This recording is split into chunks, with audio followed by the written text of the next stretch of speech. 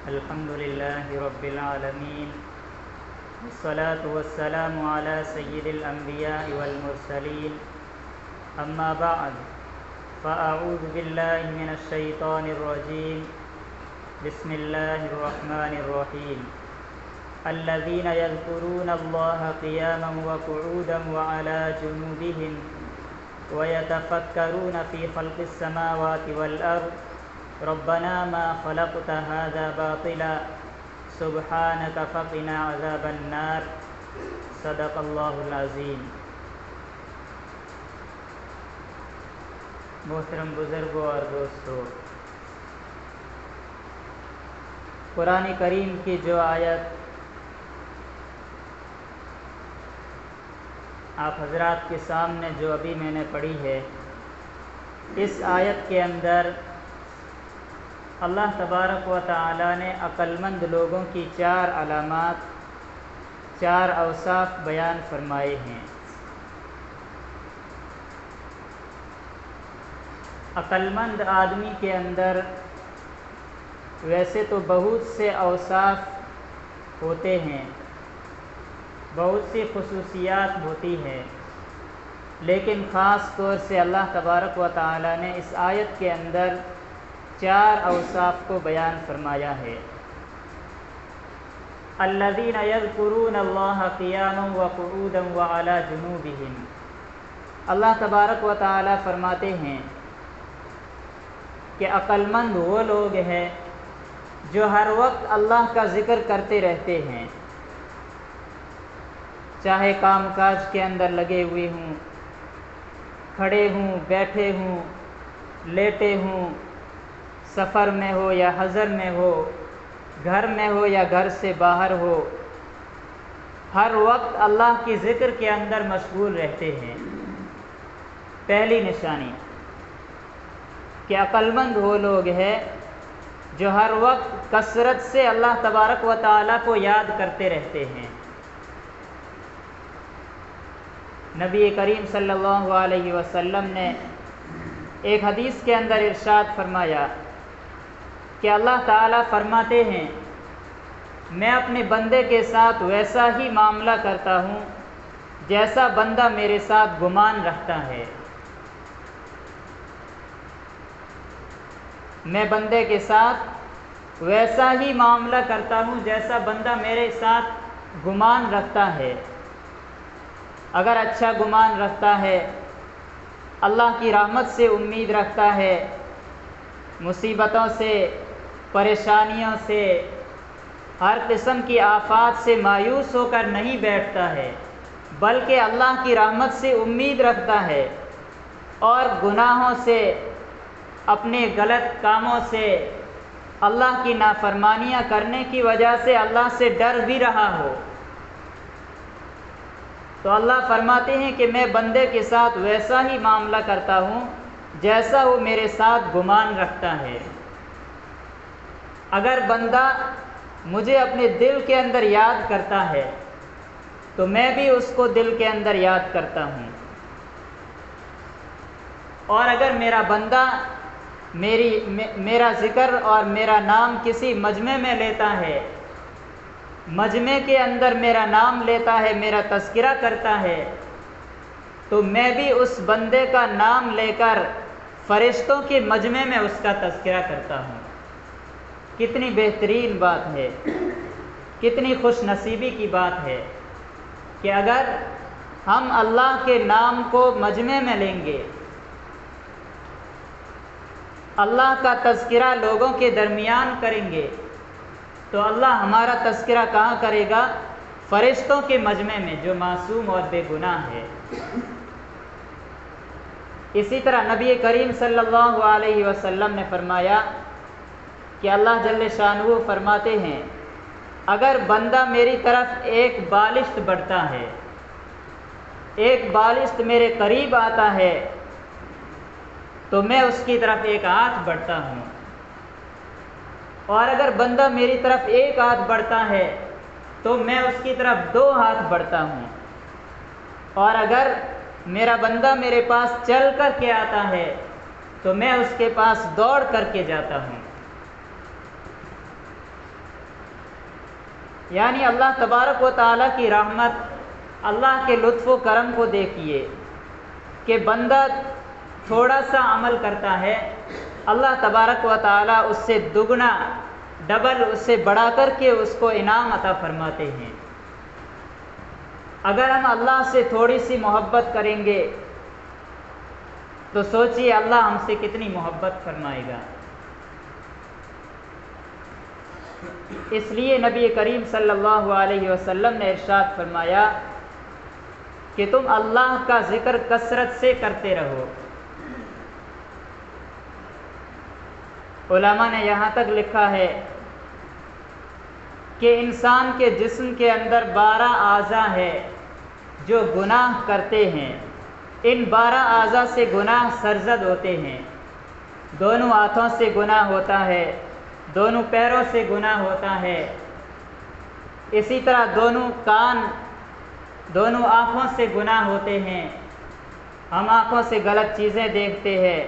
کانوں سے غلط آوازیں سنتے ہیں، غلط خبریں کانوں سے سنتے ہیں۔ اسی طرح دماغ سے بھی انسان گناہ کرتا ہے، غلط خیالات دماغ کے اندر سوچتا ہے، اور زبان سے بھی انسان گناہ کرتا ہے،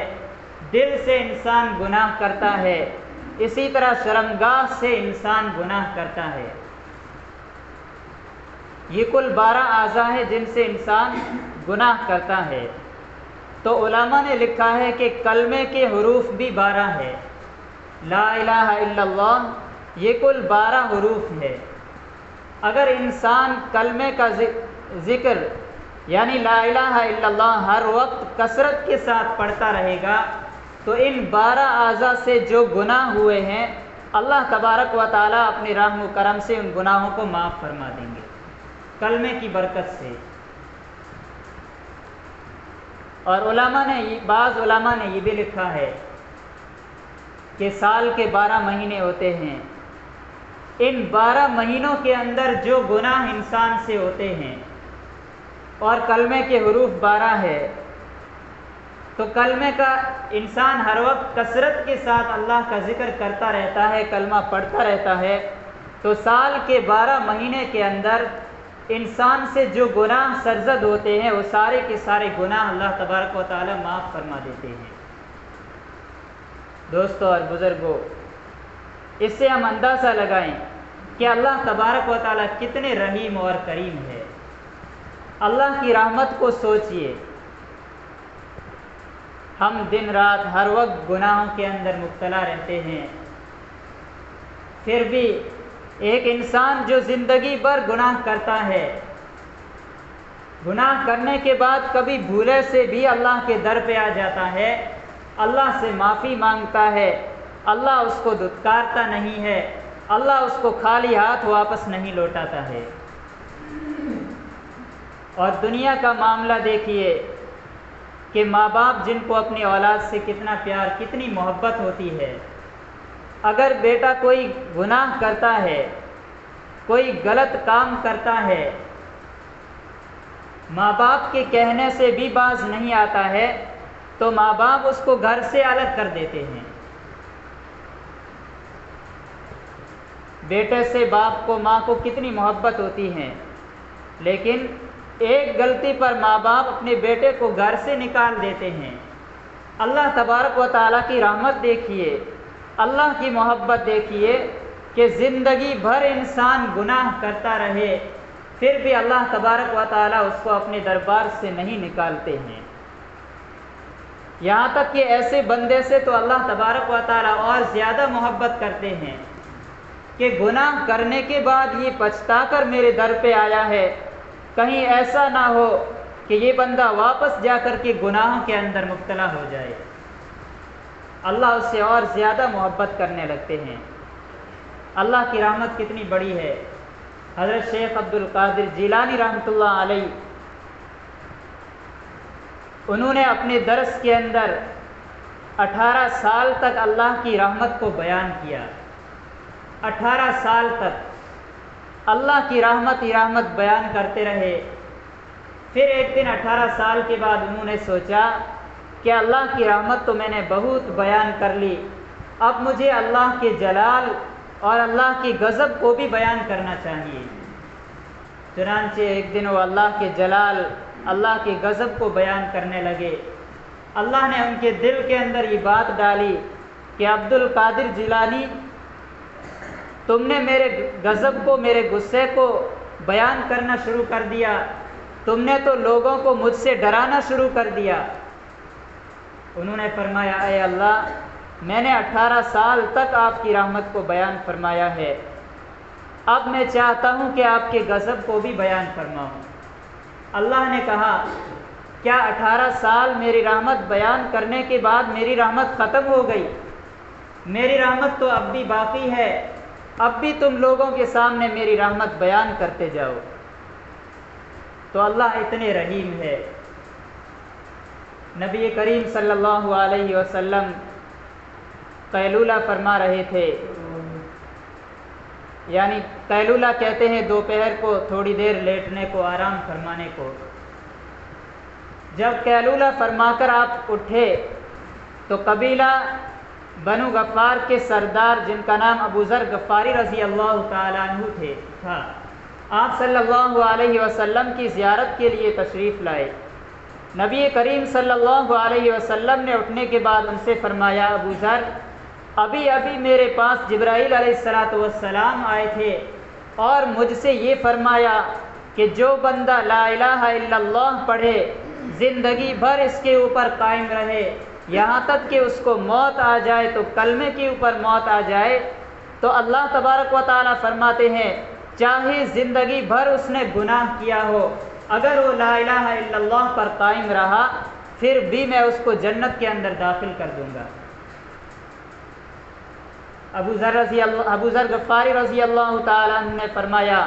اے اللہ کے رسول، اگرچہ وہ چوری کرے اور زنا کرے؟ نبی کریم صلی اللہ علیہ وسلم نے فرمایا ہاں، اگرچہ وہ چوری کرے اور زنا کرے، پھر بھی اگر وہ کلمے کے اوپر قائم رہا، توحید کے اوپر قائم رہا، اس نے اللہ کے ساتھ کسی کو شریک نہیں کیا، اللہ کے علاوہ کسی کے سامنے سر نہیں جھکایا، اللہ کے علاوہ کسی سے جا کر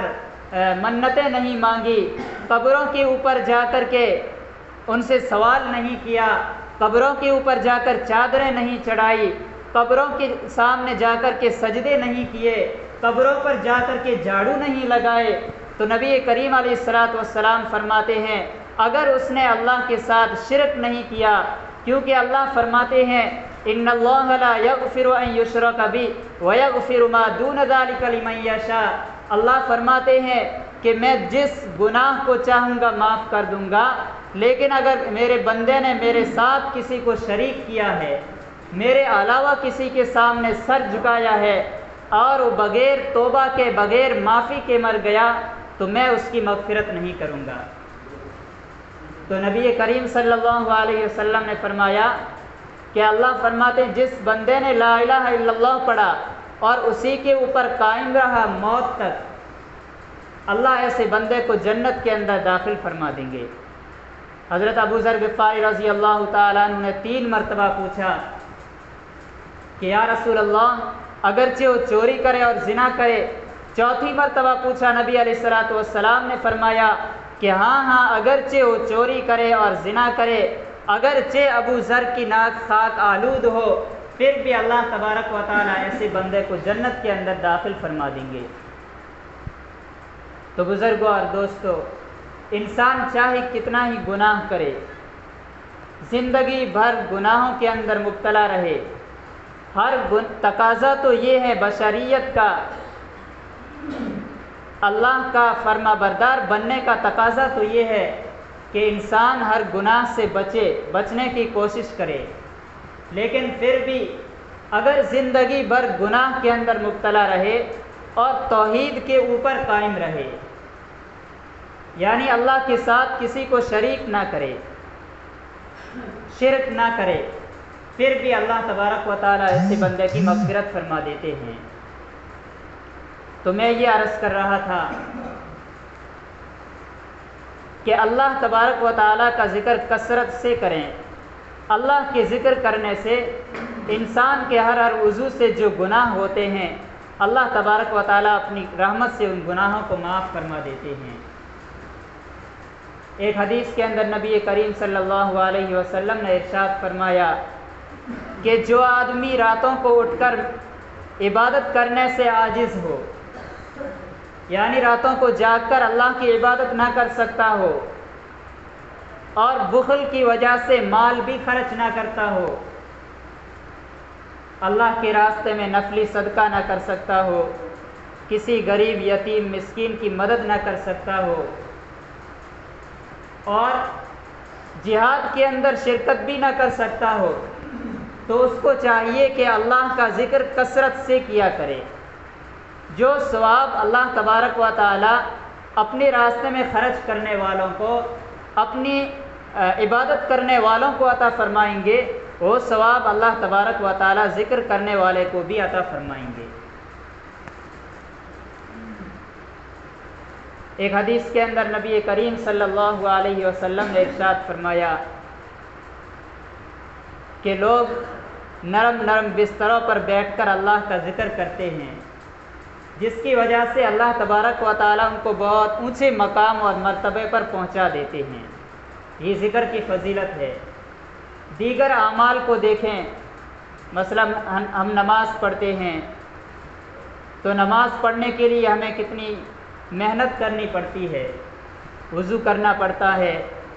بدن کو کپڑوں کو پاک کرنا پڑتا ہے، پھر مسجد میں آ کر رکوع سجدہ نماز کے ہر رکن کو ادا کرنا پڑتا ہے،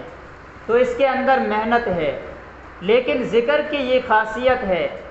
کہ ذکر کے لیے وضو کرنے کی ضرورت نہیں، مسجد میں آنے کی ضرورت نہیں، مصلی بچھا کر اس پر بیٹھنے کی ضرورت نہیں۔ چاہے ہم نرم نرم بستر کے اوپر لیٹے ہیں، بیٹھے ہیں، کام کر رہے ہیں، چل رہے ہیں، پھر رہے ہیں، پھر بھی زبان سے اللہ اللہ لا الہ الا اللہ ہر وقت پڑھتے رہیں۔ اگر ہم اللہ کا ذکر ہر وقت کرتے رہیں گے تو نبی کریم علیہ الصلاۃ والسلام فرماتے ہیں کہ اللہ ایسے بندے کو اونچا مقام عطا فرما دیتے ہیں۔ اسی طرح ایک اور حدیث کے اندر فرمایا کہ جس طرح کپڑا پرانا ہو جاتا ہے، اسی طرح انسان کا ایمان پرانا ہو جاتا ہے۔ پرانے کپڑے کو دھونے کے لیے پانی اور صابن کی ضرورت پڑتی ہے۔ ایمان جب پرانا ہوتا ہے تو اس ایمان کی تجدید کے لیے اللہ کا خوب کثرت سے ذکر کرو۔ اللہ کا ذکر کرنے سے ایمان تازہ ہو جاتا ہے، دل کے اندر ایک طرح کا سرور، اطمینان اور خوشی اللہ تبارک و تعالی عطا فرما دیتے ہیں۔ قرآن کریم کہتا ہے الا بذکر اللہ تطمئن القلوب، کہ تم اللہ کا خوب ذکر کرو، اللہ کے ذکر سے دلوں کو اطمینان حاصل ہوتا ہے۔ اسی لیے ویسے تو ہمیں ہر وقت اللہ کا ذکر کرنا چاہیے، لیکن قرآن کریم کی اس آیت کے مطابق الا بذکر اللہ تطمئن القلوب، اگر ہمارے دل کے اندر کوئی غم لاحق ہو جائے، کوئی پریشانی لاحق ہو جائے، کوئی مصیبت آ گئی ہو، کوئی تکلیف آ گئی ہو، گھر کے اندر کوئی پریشانی ہو، ہم اللہ کا ذکر شروع کر دیں، لا الہ الا اللہ لا الہ الا اللہ، اللہ کا ذکر کرتے رہیں۔ اس سے اللہ تبارک و تعالیٰ دل کو اطمینان نصیب فرما دیں گے، دل کے اندر ایک طرح کا سکون اللہ تبارک و تعالیٰ عطا فرما دیں گے، جس کی وجہ سے انسان ہر غم اور ہر تکلیف کو بھول جائے گا۔ تو بزرگوں اور دوستو،